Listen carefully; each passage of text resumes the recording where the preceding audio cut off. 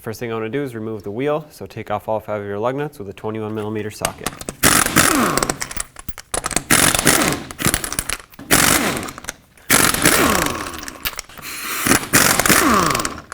Now take the wheel off.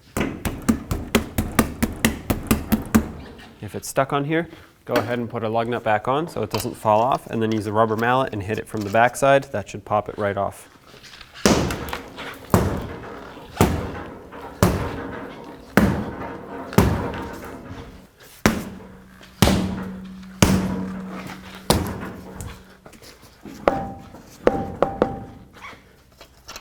Take the lug nut off now that the wheel is free. Go ahead and wiggle it off of here.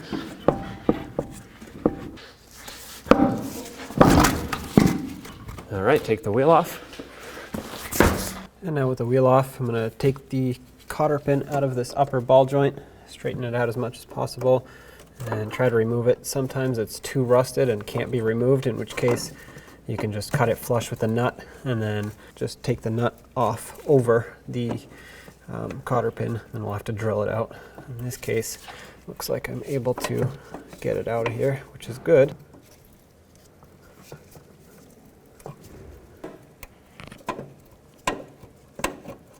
There it is. Now take a 21mm socket and remove this castle nut.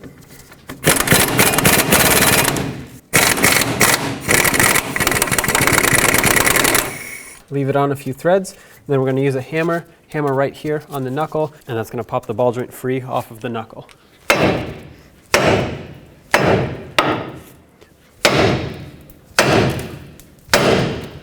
There it goes. Now I want to remove the axle nut. I'm going to take this cotter pin out.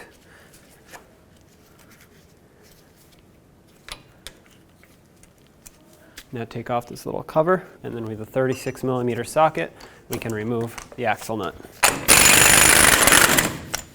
Make sure that the axle pushes through. If it's seized in here, use a hammer and punch it through. I'm going to take a pry bar, pry down on this control arm so that I can remove the nut completely. And then once I let up on the control arm, be careful because several things are going to happen. One, the knuckle's going to want to come forward, and two, the axle's going to want to pull out of the knuckle. So make sure you pay attention to both of those things. Don't let the knuckle go too far. You don't want to extend your brake hose too far. I'm going to push the axle through. There we go. Let the knuckle come forward. Now to remove this control arm, I'm going to start with this bolt in the rear, and I'm going to use a 21mm socket on the back, on the nut side, to take the nut off. Alright, so the whole bolt is spinning, so I'm going to use a 21 socket on the front side and hold the bolt in place, prevent it from spinning. Alright, the bolt comes out. Oops, the washer fell. I'm going to leave this in here though until we take out the front one, 21 on the nut side, and then another 21 on the bolt side.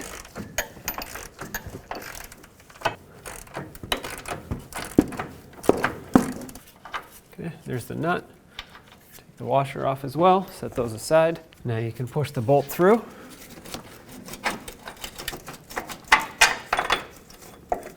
There's that one. Camber and caster adjustment, so they look like this. When you get them in your package, it'll just be a bolt with a bunch of different washers and a nut. And you put a small washer on, then you put the slotted washer through, just like this. Then you put the bolt through. And you slide this bolt through. And on the front side, once your bolt has gone through, go ahead and put on the other large washer. And then you're going to put on a small washer, and then the nut. Push this bolt through also. There we go. Once this lines up, cam, and then the small washer, and the nut. I want to raise the control arm up to be at ride height, kind of like this. Otherwise you're putting the bushings in a bind, and that's not good. I will get these close first though. These new bolts, you need a 22 for the head of the bolt, not a 21 anymore. However, the nut is still a 21. Bring this up like that. Looks like it's staying by itself. If not, I would just put a pry bar in here to support it and snug these up a little. I'll come back and torque them in a minute, but for now I want to do the front one as well. Tighten that one up. The torque for these cam bolts is anywhere between 84 and 112 foot-pounds, depending on the application. I'm going to go with 100 for me. It's kind of in the middle.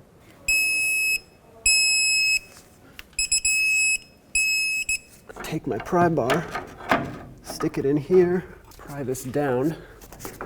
Okay, press it down. Once it lines up and the threads come through, go ahead and start your nut on so you can let go. I'm going to thread it on as much as possible by hand. That way it has good thread engagement. Not have to worry about it popping off. Definitely don't leave it in just 1 or 2 threads. That's not enough. Now let's tighten up this upper ball joint nut and then we'll torque it. 76 foot-pounds is the torque for this. And now you want to continue tightening to line up the slot for the cotter pin. Mine actually happens to perfectly line up. You can't see it, but it's in there. So I'm just going to stick my cotter pin through, just like so. And of course, bend it over to lock it in.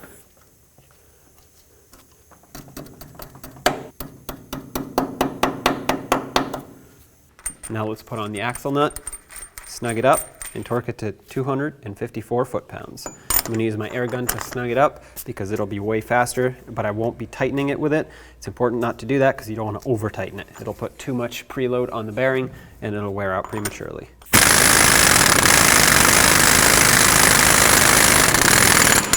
Again, 254 foot-pounds is the torque for this. I'm going to stick a pry bar in between the lug studs like this to prevent the hub from spinning as I try to tighten it. That's it. Let's put the wheel back on, put on all 5 of your lug nuts, and torque them to 150 foot-pounds. That is if you have the 5 lug wheel pattern. If you have 7 lugs, then you want to torque them to 100 foot-pounds.